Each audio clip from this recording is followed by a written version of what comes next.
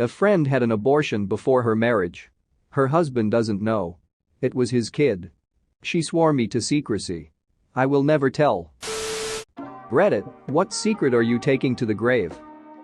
What do you know, it's my favorite bro, back to watch another storytime with the boys. So good to see you, my man. Join the fam by subscribing and liking the video so you don't miss any more sick stories from your boy Andrew. If you join the fam, you'll get access to our browser's account. No more lollygagging, let's get into the stories. The first person I ever fapped to was Wanda from the Fairly Odd Parents. In 7th grade, Joe thought Brandon put the lime salt on his brownie, but it was actually me. Me and my wife were going through tough times. I just got back from Afghanistan. I played Russian roulette with my .357 Magnum, 3 loaded. I lost. Getting a divorce now and alive. Bacon is always the first food to be cooked by my father in the mornings. As a child, I would steal myself an extra piece and blame it on my little brother. Hence, I'd get a total of 3 pieces, and Broski would only get 1. Looking back, the oldest kid gets away with so much crap. My dad's a National Socialist and he regularly goes to meetings. I was raised on Germanic folklore and the idea that I'm superior to others because I'm of German descent. I have plenty of Jewish and Slavish friends, and I just tell them my dad died when I was younger.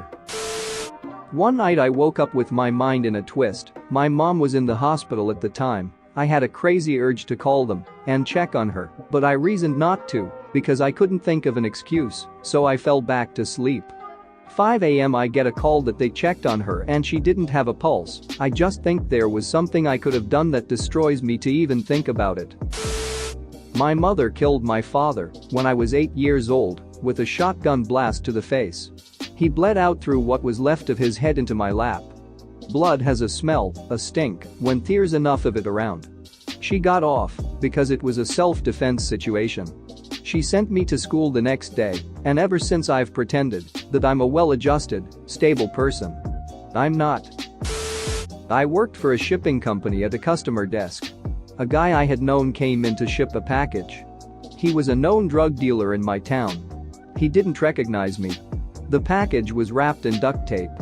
I took the package, brought it out back, and made it disappear into my backpack. After my shift I opened the package and found $37,890 in cash. I never went back to the job and never heard anything about it. I left Texas a month later with cash in hand. I went to counseling for abuse after my parents divorced, and I was never abused, so they put me in the regular room with all the people there who were waiting for their siblings. I claimed my father abused me so I could go to the special room with all the abused kids. It was horrible.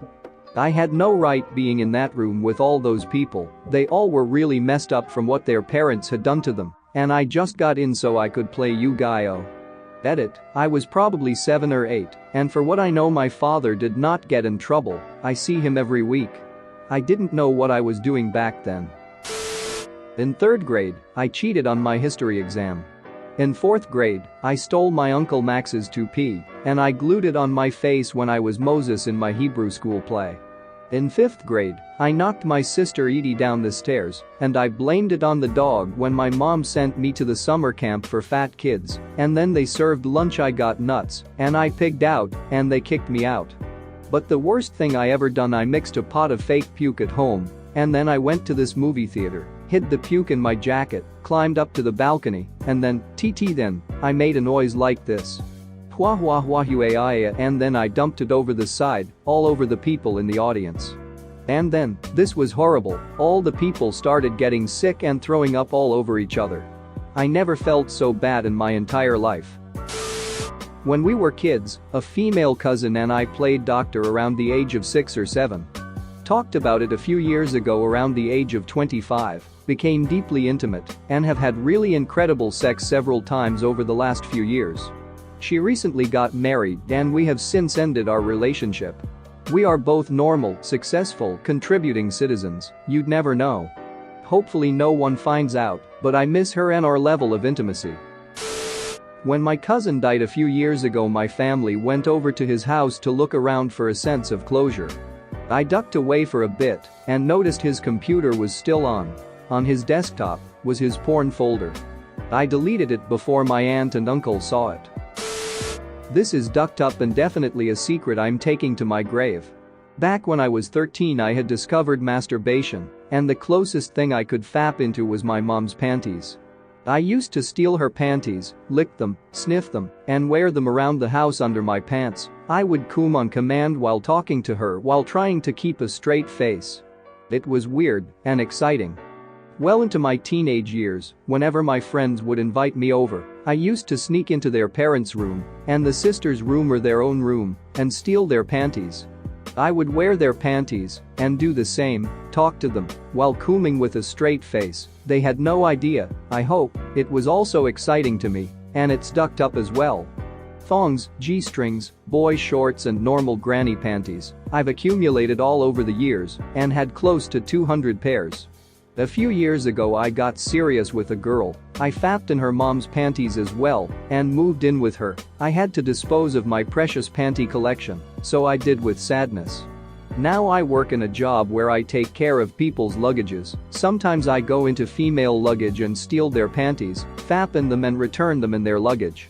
Call me sick, I know it's ducked up, but it's a secret I'm taking to my grave. Might as well get this off of my chest. Without going into great detail, purposely vague, more than 5 years ago I was a part of a group of 3 to 5 people that would successfully take the MCAT in place of others for a fee. We were all adept at taking the exam. Our clients were old money types with kids who could not make the cut or didn't want to try. The fee was $100K plus any other extra charges. Fake fingerprints, IDs, prosthetics, you name it, and we did it. I had no qualms doing this as my reasoning was, if they can't pass the exam, how in the duck would they get through med school plus steps? Take their money and let them fail out of med. No problems until one of the clients actually managed to get through school and had racked up some malpractice, thankfully nothing too serious. It hit me hard to the point of attempted suicide. I quit and went to therapy, and the group disbanded for other reasons shortly thereafter. I'm doing much better now. But this info is staying with me from people that I know and staying with you, random reader. When my brother committed suicide I was walking into his house to go hang out, and I never knocked because we're best friends, so his house is my house and my house is his house. Anyway, I walked in, got some food from the kitchen, and figured he might have a girl over because usually he'll hear me and say what's up from across the house, so I didn't bother him. I've been in his house eating for about 10 minutes when I hear the gunshot that killed him. When anyone asks I tell them I found him like that. I don't think I'll be able to ever tell anyone I know that. If I would have just knocked or walked down the hall I might have saved his life. Edit. To give an insight on any reasoning for what my brother did, whether it be financial issues, relationship troubles or what have you, I'll give you the last line of the short note he wrote before he died. It reads, "So I am truly sorry if you think I'm being selfish when I have been selfless my entire life, and it has left me with nothing. Rest in peace, brother, I miss you." I'm not sure if I'm going to take this to the grave or not. Several months ago I, 22, had I'm lonely and you're lonely sex with my ex-girlfriend, 19. The next day we woke up and decided mutually that it was a mistake, we should move on, etc. Well, that small mistake turned into a larger one. She got pregnant. We wrestled with a lot of things for the next few weeks. Did she want to consider abortion? No. Did she want to consider adoption? Possibly. How do we tell our parents? My parents would be upset, then immediately turn into the supportive parents they are. Hers would absolutely cut her off, never talk to her again, completely disown her. They told her they would, hundreds of times, when she was growing up. So, we struggled. 1 week turned into 2, which turned into 3. She was now 8 weeks pregnant. I get a call one night last week around 1 a.m. She said that she is heading to the hospital, that something isn't right. I meet her there, she describes incessant bleeding and very, very bad cramps. After 5 hours in the hospital, the doctor confirms what we'd already begun to fear, she had had a complete miscarriage. Just like that, then, she was no longer pregnant. Even in the middle of this terrible incident, she said she wanted no one to know about it. No one. About the pregnancy, about the miscarriage, about anything. I'm still conflicted. Miscarriages are very emotional events, and I can't go to my parents to talk it over with or hug it out with my best friend or anything. It's been a weird, rough few days. Thanks for watching. What did you think of the story time? Let me know in the comments below. If you liked the video, smash that like button and subscribe so you don't miss any more story times.